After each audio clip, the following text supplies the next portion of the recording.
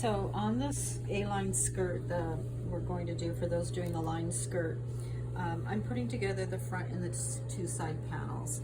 And even though the lined garment doesn't need it, I sewed this on the 5 thread with the sew and overlock in one. I'm preparing that, and then I'm doing the same thing with the lining piece. So I have that prepared as well. And I'm going to show you the operation of the 5 threads. So basically it's the exact same machine as the one we have in the classroom. It's just threaded with 5 threads instead of 3. And you can see here, there's the stitch and the overlock. So it runs just exactly the same way. I'm going to put together my facing pieces here. Again, just the same as the skirts with the side seams. Make sure that the center back is the straight grain and then your angles are the side seams. And you lift it, you use it just like the overlock machine, except it does the stitch at the same time.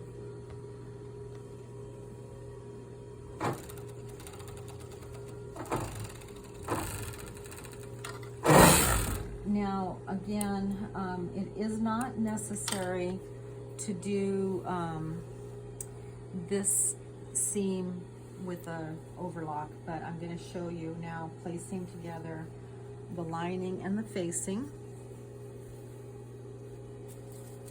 So I can do this quickly. And I'm going to go ahead and align my facing piece to, oops, the other way, the longer side to here. So it's not at the same angles. It's going to come up and match at the side seams and the notches. There are double notches in the back.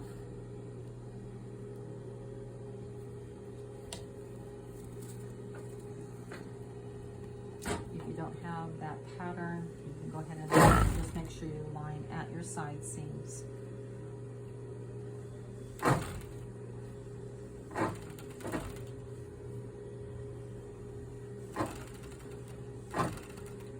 You need to take a little bit more care when you sew like this because it is cutting your fabric. So single needle for beginning sewers is much better, because if you make a mistake with this, it's a lot more difficult to rip or, you know, make sure it hasn't cut your fabric.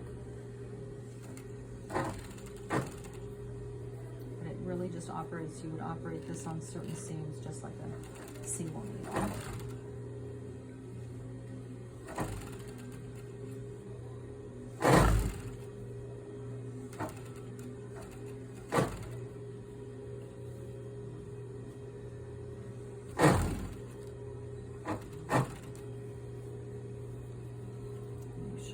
Same place. Good job on the pattern, Val.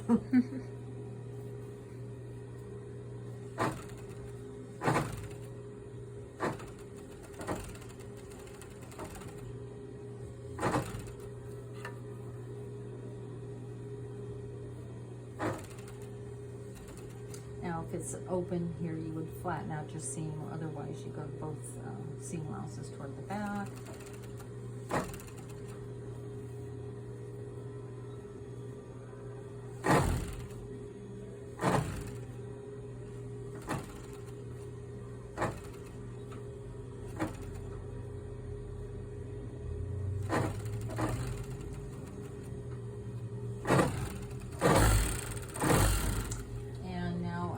Go over back to the single needle, because in order to apply the facing, I need a 1/4 inch seam. This is calibrated for 1/2 inch seam allowance, and I don't want to cut on a 1/4 inch seam. Here.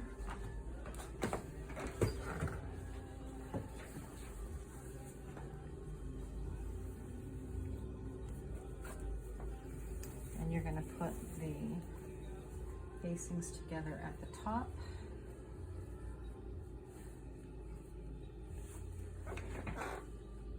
With 1/4 inch seam allowance.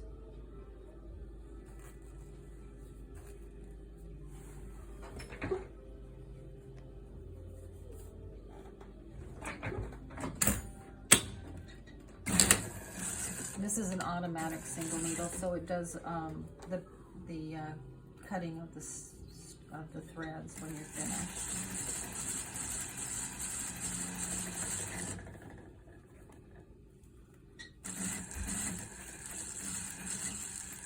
Instead of a knee pad, this machine works with the foot pedal for picking up the foot.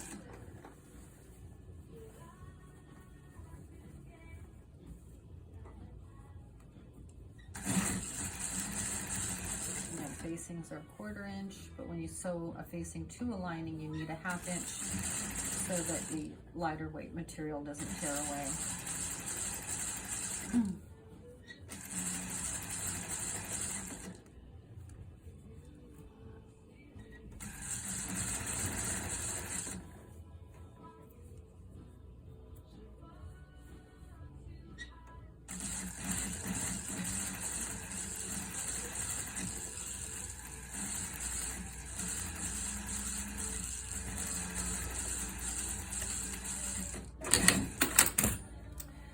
After you've done that, you want to do an understitch, so you're going to move the facing and the seam allowance toward the facing and understitch. You can see it starts out with a quick back stitch without me having to press anything.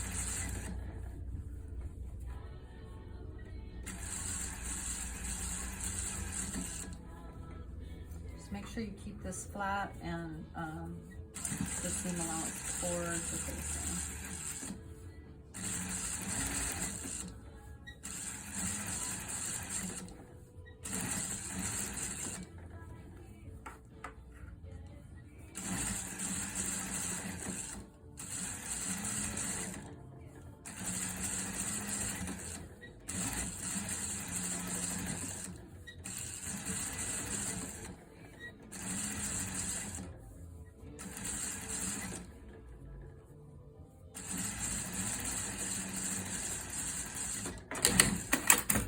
Okay, now the last part is to join up your center back seam to the height of your zipper length. So since the natural waist is right at the top here, we need 7 inches below. So what you need to do is to separate the lining in the garment, and then at the 7-inch mark, which I will take right from my measuring tool here on the machine, and there is a notch there as well.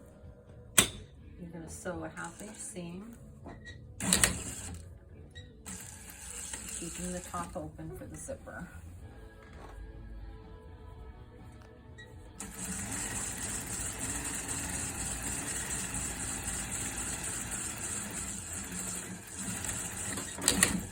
Same thing with the lining.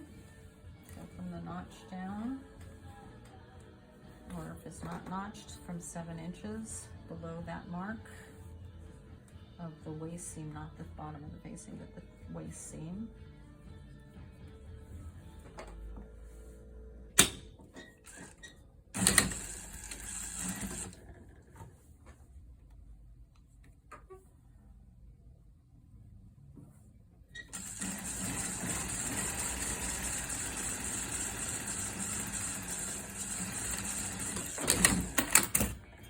And you'll hem these separately. So I'm going to start showing you the hem.